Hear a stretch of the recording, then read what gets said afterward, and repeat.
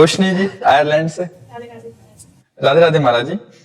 महाराज जी, मेरा प्रश्न है कि भगवान को प्रसन्न कैसे करें ताकि वो हमारी मनोकामना पूरी करें। आपने बताया था कि तप करना चाहिए, तो कैसे तप किया जाए, कोई व्रत किया जाए कि हमारा मनोकामना पूरी। पहली बात तो एकादशी व्रत शुरू करो। फिर जैसे भगवान शिव की उपासना तो सोमवार व्रत शुरू करो। भगवान शंकर का अभिषेक करो, नाम जप करो, कुछ पाठ करो और वो भगवान को प्रदान करो।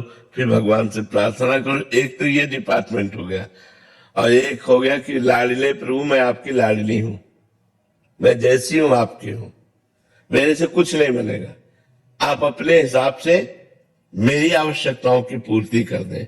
मेरे हिसाब से नहीं, मेरे हिसाब से नहीं, मेरा हिसाब तो बहुत छोटा है ना, तो आप अपने हिसाब से कीजिए।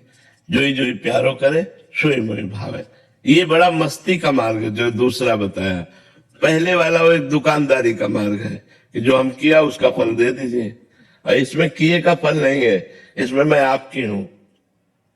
जैसे गोदनामा में नहीं होता पूरी प्रॉपर्टी गोदनामे वाले के ऊपर, ऐसे ही भक्त को भगवान अपना सर्वस्व समर्पित कर देते हैं। भक्त जब अपना भगवान को सर्वस्व समर्पित कर देता है तो भगवान अपना सर्वस्व समर्पित कर देते हैं। तो जितना हमारा समर्पण जोर का होगा उतना ही हमें आनंद की अनुभूति होगी। एक ये मार्ग है, और एक ये मार्ग है कि जितने जोर का हम तप करेंगे, व्रत करेंगे, उसका वैसे ही फल हमको प्राप्त होगा। ये कमजोर मार्ग है, इसमें हम कितना करेंगे। और ये मार्ग है कि सीधे भगवान अपना ऐश्वर्य, ज्ञान, वैराग, भक्ति, प्रेम जो चाहिए उसका खजाना खोल देते हैं और भक्त निहाल हो जाता है। तो भगवान का बनने में ज्यादा लाभ है।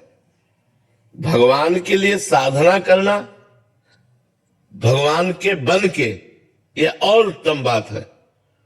अपने लिए साधना करना ये छोटी बात है, भगवान के होना ये बड़ी बात है। और भगवान के बन के भगवान के लिए साधना करना ये बहुत बड़ी बात है।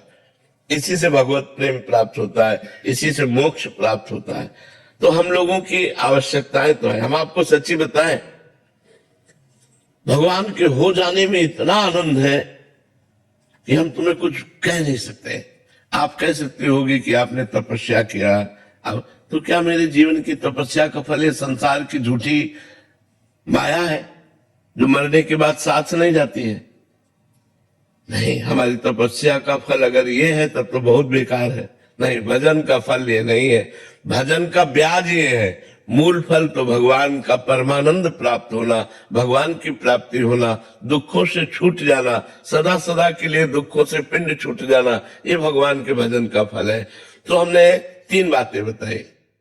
भगवान से चाह पूर्ति करने के लिए भगवान की जो भजन शैली है, व्रत है, उपवास है, तीर्थ यातन है, दान पुण्य है, इनको करें तो हमारी कामनाओं की पूर्ति होगी।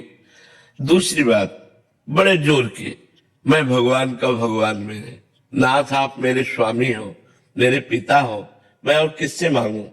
ये अपनापन, ये बहुत जोर की बात है। भगवान के होके अपनी आवश्यकताओं की पूर्ति करना।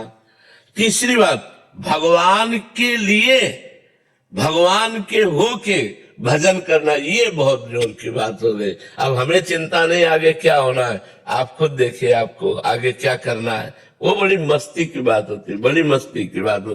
कदम कदम पर प्रभु की कृपा और प्यार दिखाई देता है कि हमारे प्रभु कितना हमें प्यार करते हैं। ये तब दिखाई देता है जब भगवान के होके और भगवान के लिए भजन किया जाता है, तब ये जोर की बात आती है। महाराज जी, अधिकतर तो ऐसा ही है कि मतलब कामना की पूर्ति हो जाए इसलिए भगवान। हाँ, प्राय ऐसा। लेकिन हमारी कामनाओं की कभी पूर्ति हो नहीं सकती। एक कामना पूरी होती है तो 2 कामनाएं खड़ी हो जाती हैं, 2 पूरी होती है तो 4 खड़ी हो जाती हैं।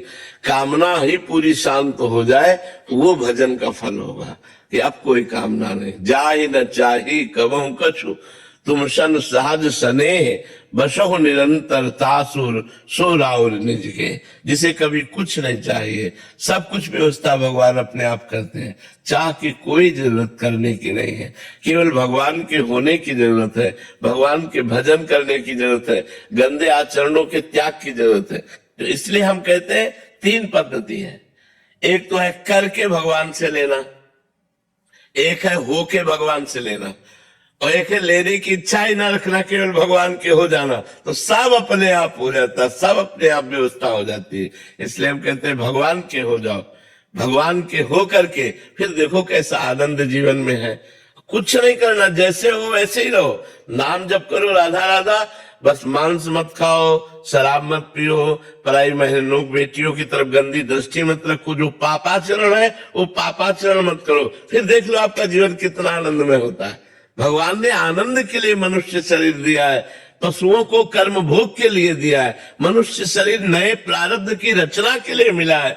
मनुष्य शरीर भगवत प्राप्ति के लिए मिला है। मनुष्य शरीर मोक्ष के लिए मिला है, इन गंदी बातों के लिए नहीं मिला है।